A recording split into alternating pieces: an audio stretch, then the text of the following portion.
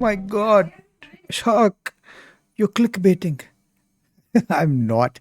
Let me show you how I can help you 2x your sculpting speed. Where did I go now? Yeah, let me show you.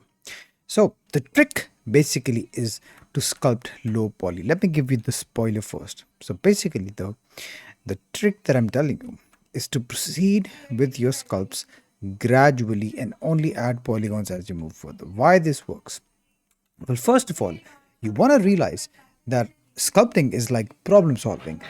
And the more polygons you add, the more problems you are adding to solve, the more things you have to adjust, the more things you have to move around. So, for an example, look, let's say this is the reference, this is the shape that I desire. Let me show you the wireframe of these two sculpts, of these two cubes. Okay, so you can see that this is just a standard cube. This is another cube which is remeshed a bit. All right, and now let me turn off the wireframe. Let me keep on the wireframe so you can see. So if I want to adjust this shape here, I just need to go to sculpt mode, turn on symmetry, and all I have to do is to push these vertices down.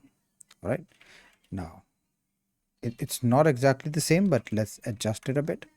So if I move it about here, then you can see I have something similar to what is over here. All right, very similar. But what if I want to achieve the same shape here? Now this is higher poly and there's no way I can do this. All right. You can see that this one has a lot more vertices, a lot more things to move around. Yeah, maybe I could try using the scrape brush and make a mess of things. Or maybe I can move this a bit to the back, go to the side view and adjust things from here. Okay, and yeah, you get the idea. So this is gonna take a lot of time, whereas this was just a few clicks. But you're gonna be like, but Ishaq, this is a cube. How can I do this? How is it gonna help me in sculpting? Yeah, let me show you.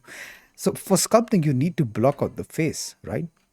So let's say you're blocking out the face. When it's low poly, it's so much easier to adjust things here, get the shape of the jaw, move this behind, all right? To get the shape of the chin, adjust it from the bottom, whatever. I'm just doing this with the mouse right now. But yeah, you get the point. All right, it's gonna be so much easier to do these things. I have a good block out here. But same thing with a higher dense cube. Let me turn off wireframe so you can actually see. It's gonna be much harder because I have more polygons, I have more things to move around, and yeah, it's not gonna be as flexible. Another thing that you want to know is if you've ever experienced lumpy sculpts. Let me get my graphic pen. Yeah, let me show you something. So you want to know that. Let me show you. Okay, so let's make two new spheres and another sphere. Let's bring both of them here. Okay, this one is low poly, this one is high poly. Let's add a bit more polygons to this. So I'm remeshing this at a very low value. And yeah, now this one is extremely dense, as we can see from the wireframe. What happens if I try to smooth this? If I try to smooth this, you can see I'm holding shift. Let me turn on screencast so you can actually see what I'm doing. So I'm holding shift and I'm smoothing this. Look at how this reduced to a poop. All right, this is a poop shape. But if I try the same thing over here with the dense one, you can see that oh, I cannot smooth this. So try this on your own as well. Try this in your own Blender version. Now the reason I'm showing this to you is because you want to know that when things are low poly or something like this, it's much more easier to adjust things, to move things, to smooth things. But when it's higher poly, the same operations, they become extremely difficult. Okay, this is what can also be known as soft versus hard clay. So this is soft clay, this is hard clay, and this also really take effect. So when you're sculpting something, and if you've ever felt like your sculpt looks really lumpy, that is because you just went too high poly too early. Okay, and the same thing goes for speed. So if you proceed your sculpt this way, but you get the basic shapes when it's low poly, and then you get more features by adding a bit more polygons, and then you move forwards to adding the finer details, you're going to sculpt much quicker. And why is that? That is because, remember, art is a process of fixing your mistakes. Okay, so when things are low poly, as you saw here, it's so much easier to match it to the reference. It's so much easier to get the basic shapes.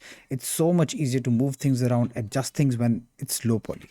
And you can see when it was high poly, I just double, triple, I don't know, 10 times increased the amount of effort and time that I had to put to get the same shape. The same thing goes for when you're sculpting. So when you're sculpting, all right, you don't directly go and sculpt the eyes, do you? What you want to do is you first want to be happy with the overall shape, get the overall proportions right. Then you want to be happy by adding a few more features, all right? When you get the nose and you get the eyes and you get the ears, and once you're happy with these proportions, then you move forward. If you try sculpting in this detail from the get-go, it's going to be so much harder now to adjust these things. Okay, and you can see it makes a mess, all right? It's hard to smooth and everything. But if I try adjusting things here, it's so much more easier. This sculpt is so much more flexible. I can even smooth things out. You can see I just smoothed out everything. So that is the benefit of sculpting low poly. And yeah, this is how you can actually increase. You can 2x your speed. If you've ever seen me sculpt live, or if you've seen Speedchar sculpt live, just notice that he does the same trick. He's always starts low poly and then he adds more detail.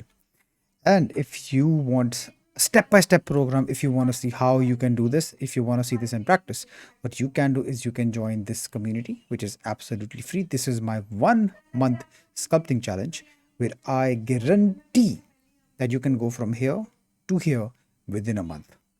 And this is broken down into simple weeks. So you just follow week 1, week 2, week 3, week 4.